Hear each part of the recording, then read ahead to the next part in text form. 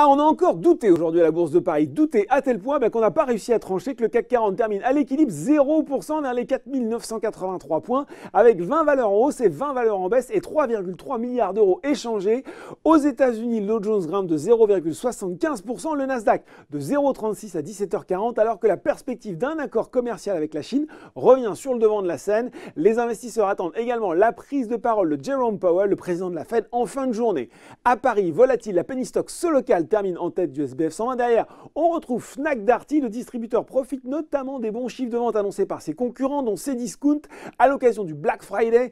Trigano continue à accélérer dans la foulée de ses très bons résultats annuels 2017-2018, marqués notamment par une hausse de 47,5% du bénéfice net. En tête du CAC 40, Dassault Systèmes est tiré, lui, comme le reste des éditeurs de logiciels, par des prévisions supérieures aux attentes de l'américain Salesforce. De l'autre côté de la route, du côté des baisses, coup de frein sur l'action Forcia, l'équipementier automobile est pénalisé par Bernstein qui vient d'initier son suivi sur le titre avec un conseil à sous-performance et un objectif de cours à 30 euros. Le bureau d'analyse estime notamment que les prochains résultats vont décevoir et affiche des estimations de résultats 2020 inférieures de 13% au consensus. Dans le même secteur, Plastic Omnium et Valeo sont aussi mal orientés.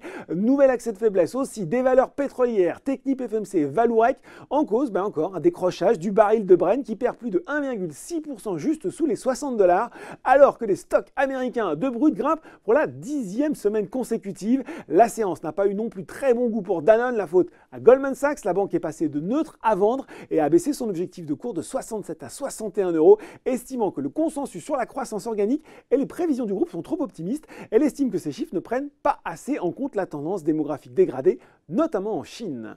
Voilà, c'est tout pour ce soir, mais n'oubliez pas, le reste de l'actu éco et finance est sur Boursorama.